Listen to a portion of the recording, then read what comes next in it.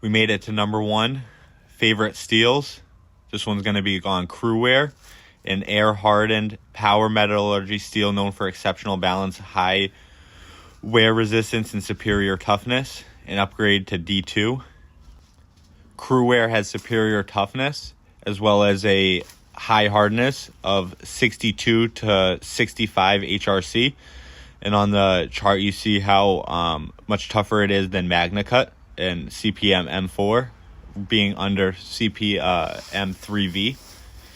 And on here is a mix between the stainless and the non-stainless steels, and where it performs is higher than anything, pretty much. A very balanced steel. And on paper, it says it's not stainless, but it does pretty well as far as corrosion resistance. If anything, it will develop a patina.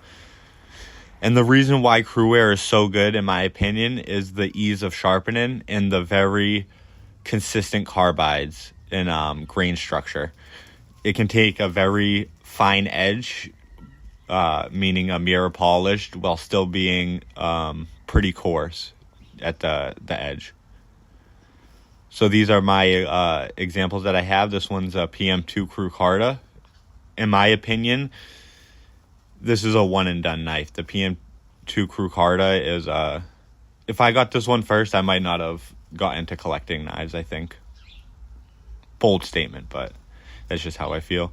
And then we have the Steve Collari custom tried and true in Cruwear. This one's rocking 65 HRC Cruwear. And the PM2, I believe, is right at 62 HRC. But 62 HRC still performs extremely well compared to other steels. And in my last video, I was talking about M4 and its toughness and edge retention. Well, this doesn't have as high edge retention. It has superior toughness. And as far as an everyday steel, I don't usually go for toughness.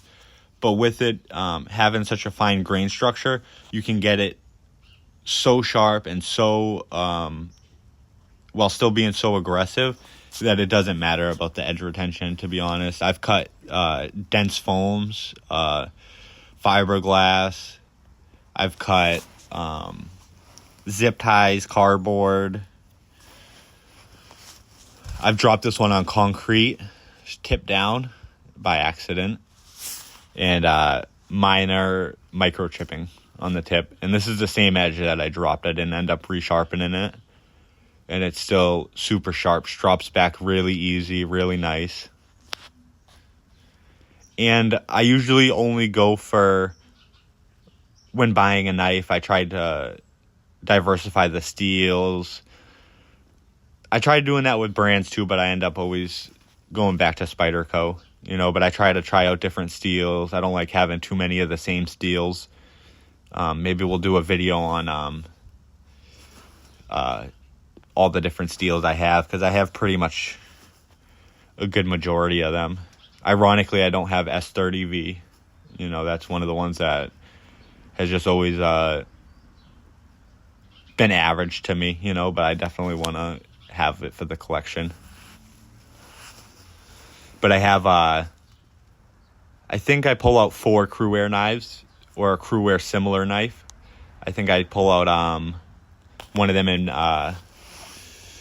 PD1 micro melt, which is a carpenter made steel, and that knife comes from Seiki City, Japan, I believe. And with that, I'm gonna say I think it either has a burnt edge or probably a slightly less on the heat treat is what I'm gonna guess. Probably the 60 to 61, because I've cut with it and I've used it more than probably any other knife. And it just develops microchips a little too easy for what you expect. The PM2 is just amazing. And it's probably one of my most used knives next to the Andela. This is the newest purchase. This is the Steve Collari Customs. This is it goes so thin behind the edge. It's like having a mini pocket kitchen knife. Almost no bevel, and it's still super sharp. I'm really happy with it. I do want to add some jimping maybe to that fixed blade, and maybe add a lanyard and get a leather sheath for it and all that. And then this is the Grail Safe Queen that I don't really cut with, so I'm not 100%. I've sharpened it once, but this is in Cruwear. This is a Taiwan model, the smock with the Metenbot scales. That's my second Grail build, the first being the Manix 2. And yeah, I love the Cruwear. I think on paper it doesn't really shine as much as real world use, because toughness, it's like a magna cut, you know? You want the toughness, but you don't really need it, you know? You want the edge retention if you're doing everyday carry cutting.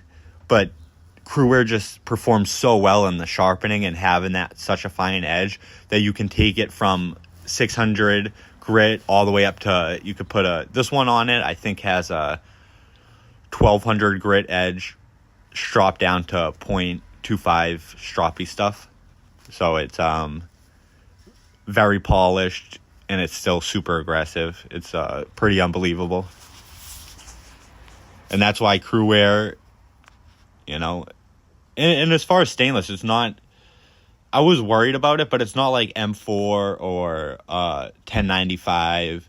It has some vanadium, I believe. Is it vanadium? I'm pretty sure it has some vanadium in it and other things that help with the corrosion resistance. You just want to take care of it, you know? It's not like the 52-100. It's not super worrisome. But yeah, this is the top steel in my opinion right now, until I get some more testing on some 15V. Maybe check out Rex 121. We'll see where the journey takes us. I still have to test out the S45VN, so there's still some moving around, but as far as right now, Cruwear has to be number one. Thank you guys for tuning in and listening. Share your thoughts. Have a good one. Stay blessed. Thank you guys.